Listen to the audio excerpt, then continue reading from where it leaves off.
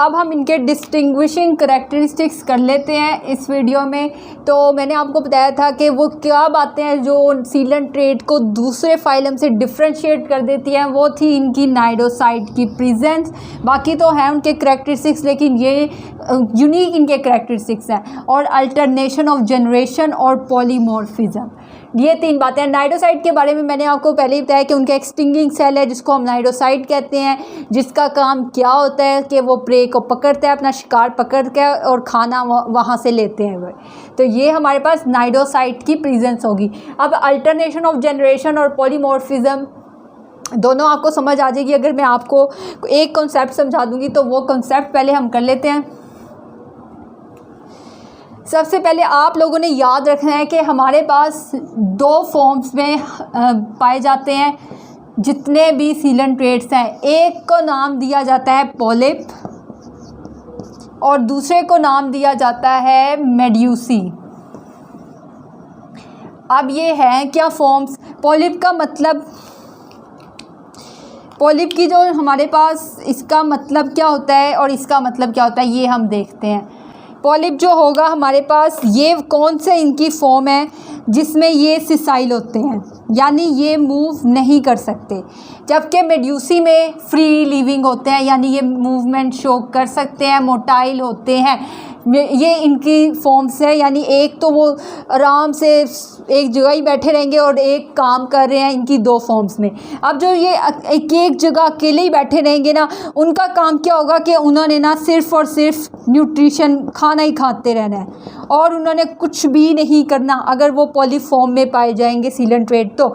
और अगर कोई मेड्यूसी फॉर्म में होगा तो उसका काम है कि उसने रिप्रोडक्शन करनी है, वो भी सेक्सुअल रिप्रोडक्शन।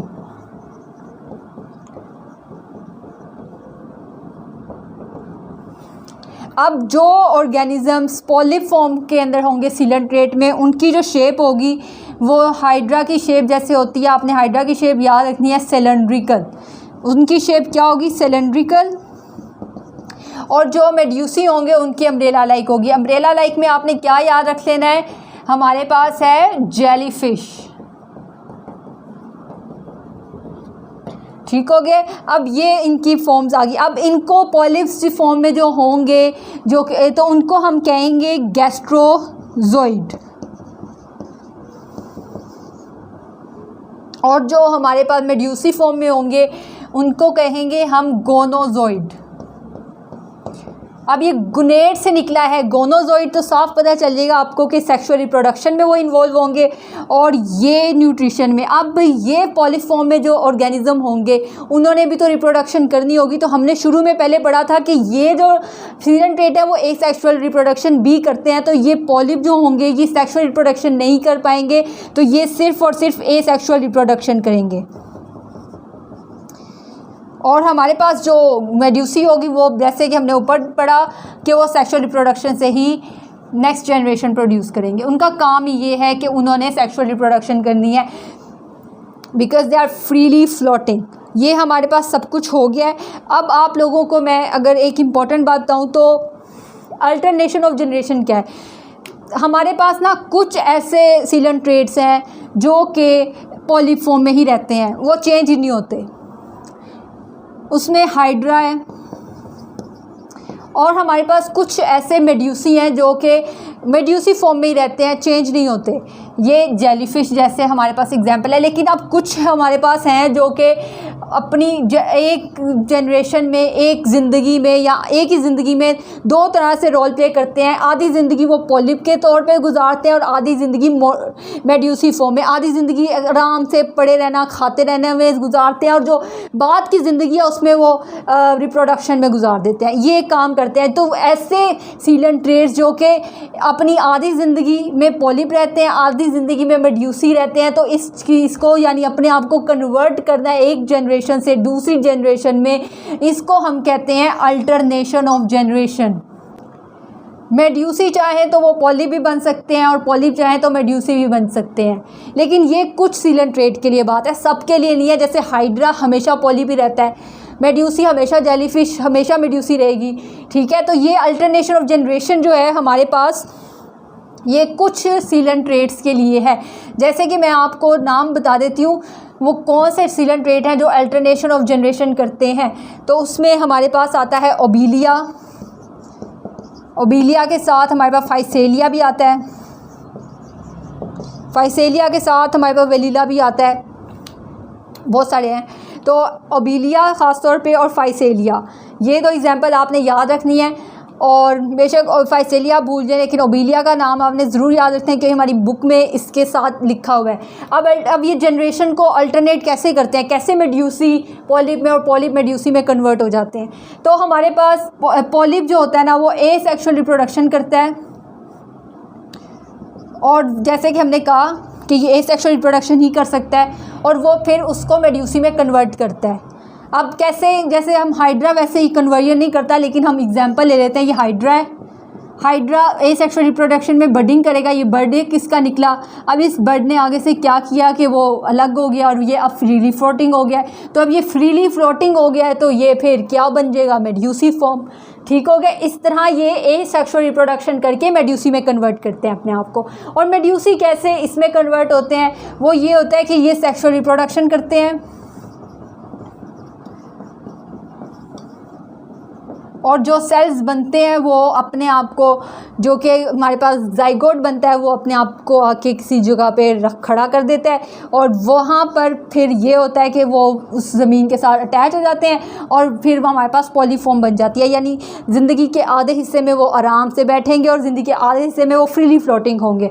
ये बातें थी। अब पॉलीमॉर्फिज्म क्या है, एक किसी सेम ऑर्गेनिज्म का एक से ज़्यादा फॉर्म में रहना, इसको हम पॉलीमॉर्फिज्म कहते हैं। एक से ज़्यादा फॉर्म में रहना, इसको हम पॉलीमॉर्फिज्म कहते हैं। तो वो ऑर्गेनिज्म जो कि अल्टरनेशन ऑफ जनरेशन होंगे करेंगे, उनमें जो क्वालिटी होगी वो होगी पॉलीमॉर्फिज्म की। और इस सारे प्रोसेस को, अल्टरनेशन ऑफ जनरेशन को हम एक और भी नाम देते हैं मेटाजेनेसिस। मेटाजेनेसिस भी इसको नाम देते हैं। तो आप लोगों ने ये चीज़ें याद रखनी है। अब इसके बाद एग्जाम्पल्स की तरफ हम आ जाते हैं। एग्जाम्पल्स में पहले एग्जाम्पल से पहले ना इसकी एग्जिस्टेंस कर लेते हैं कि किस किस फॉर्म में पाया जाएगा ये हमारे पास। अब सबसे पहले एग्जिस्टेंस में इनके दो फॉर्म्स हैं।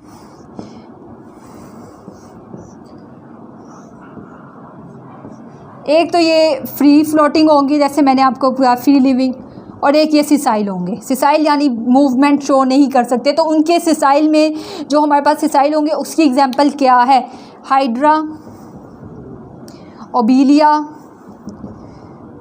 सी एनिमोन और कोरल्स। कोरल्स जो ज़मीन के साथ लगे होते हैं, यानी समुंदर की ज़मीन के साथ, ये सारे के सारे सिसाइल होंगे। अब फ्री लिविंग में कौन कौन से हमारे पास हैं, जेलीफिश। जेलीफिश का एक साइंटिफिक नेम जो है वो हमारी बुक में लिया हुआ है, ओरिलिया। ये आप लोगों ने याद करना है, ओरिलिया।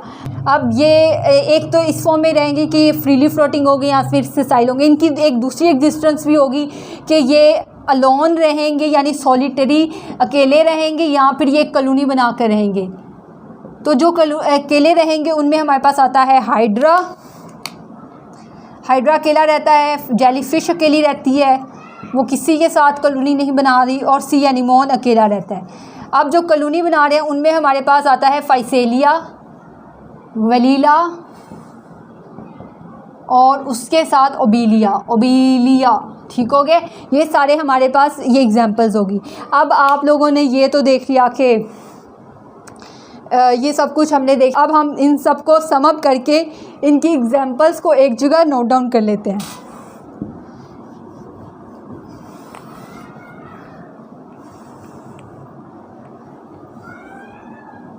अच्छा, तो अब एग्जांपल्स की बारी आ गई है।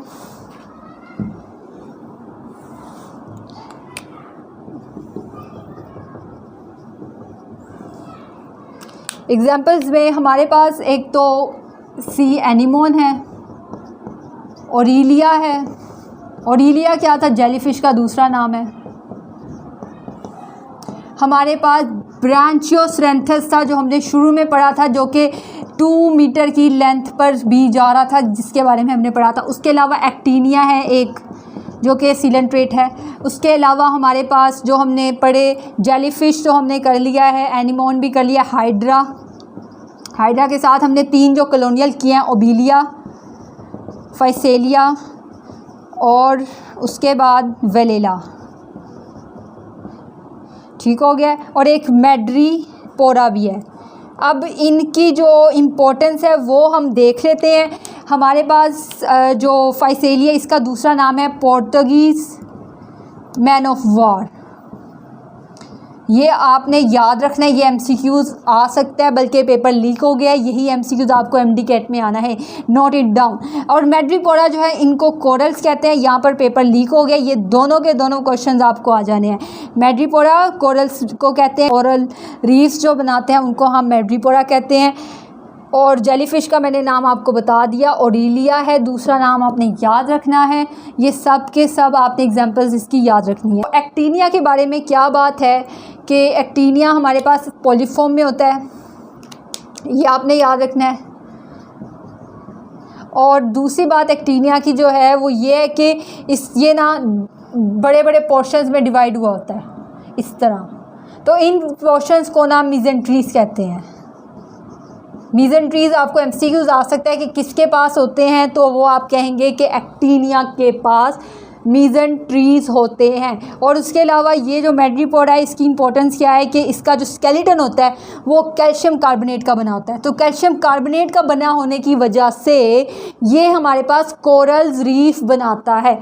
ये बातें कुछ एग्जांपल्स थी, हमने कर ली। हमारा फाइलम सीलेंट्रेटा कंप्लीट हो गया।